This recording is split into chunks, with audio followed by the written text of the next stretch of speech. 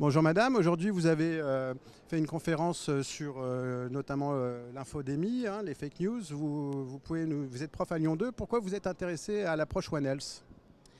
Alors, l'approche One Health, elle regroupe en fait tout un tas de croyances de la part de la population générale, puisqu'elle a attrait à la santé, elle a attrait à l'environnement, qui sont des sujets sur lesquels il y a beaucoup justement de fake news.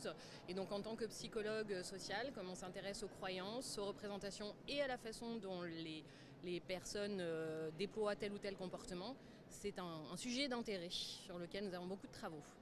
Et du coup, pour vous c'est quoi une fake news? Une fake news, c'est une information erronée qui est diffusée via les réseaux sociaux. Hein. On sait que les fake news ne fonctionnent pas si on n'a pas les réseaux sociaux numériques qui en sont à l'origine et qui se rapprochent en partie d'une rumeur, mais qui surtout peut provenir soit d'une réelle volonté de diffuser une fausse information, soit d'une transformation de l'information.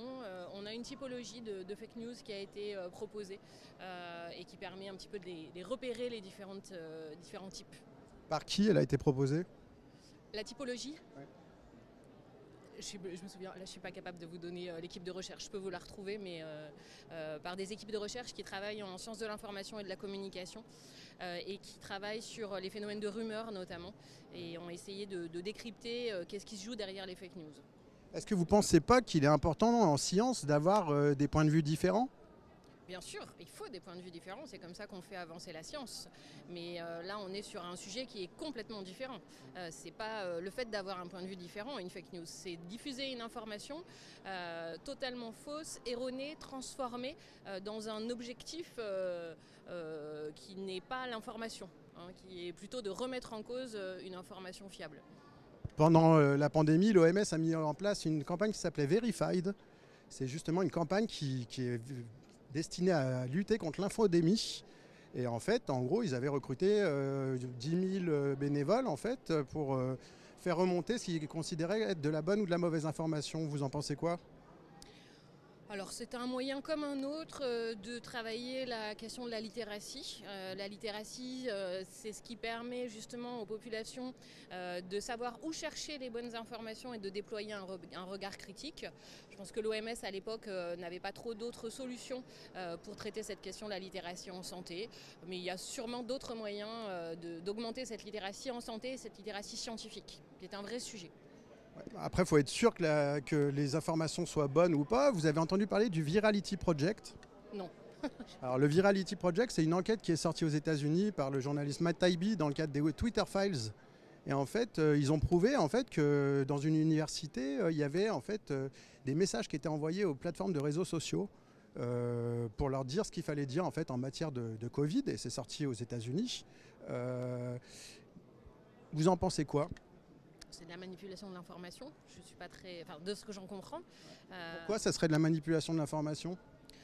Parce qu'on n'a pas à dire aux personnes ce qu'elles sont censées comprendre. Il faut les renvoyer pour moi vers des sites fiables, mais ne pas nécessairement leur dire. Et l'enjeu, c'est de les renvoyer vers des sites fiables et de leur donner les moyens d'acquérir un regard critique sur les informations et de savoir où trouver les bonnes informations.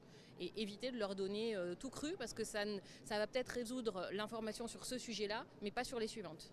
Dans le Virality Project, vous lirez cette enquête, il est prouvé en fait que de l'information réelle, en fait, de la vraie information scientifique, a été censurée par les plateformes des réseaux sociaux.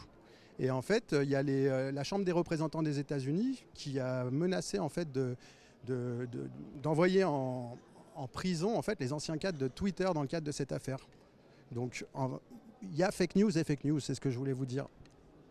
Alors il y a fake news et puis il y a diffusion de l'information scientifique qui est un vrai challenge, hein, cette vulgarisation des résultats scientifiques. Je pense qu'on a beaucoup de progrès à faire et là aussi on a des industriels intéressés. On sait déjà que la publication scientifique en tant que telle, hein, sur les grandes bases de données, c'est un vrai sujet avec des industriels derrière et pas toujours très clair. Donc déjà entre chercheurs et puis à l'extérieur sur la vulgarisation. Mais les jeunes générations de chercheurs sont beaucoup mieux formées à ça et je pense que les choses vont s'améliorer dans la diffusion des vrais résultats. On verra si les signatures changent à la fin des enquêtes, lors des déclarations en fait, de conflits d'intérêts. Oui, pense que c'est un vrai problème que vous avez soulevé, d'ailleurs que le professeur Raoult vient de soulever. Il vient d'expliquer que les signataires qui avaient signé le pamphlet contre lui avaient justement touché 37 millions des labos pharmaceutiques. Il y a aussi le sommet H7 à Genève, qui est organisé par l'OMS, qui relie justement en fait, le public et le privé. Je pense qu'il y a quand même beaucoup de choses à vérifier de ce côté-là aussi quand on parle de fake news. Alors il y a peut-être des choses à vérifier. Après, tous les chercheurs ne sont pas pourris, soyons clairs. En tout cas, en sciences humaines et sociales, nous on ne travaille pas avec les industriels quels qu'ils soient, donc c'est assez simple.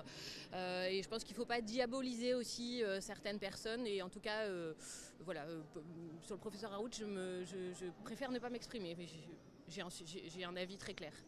Moi aussi.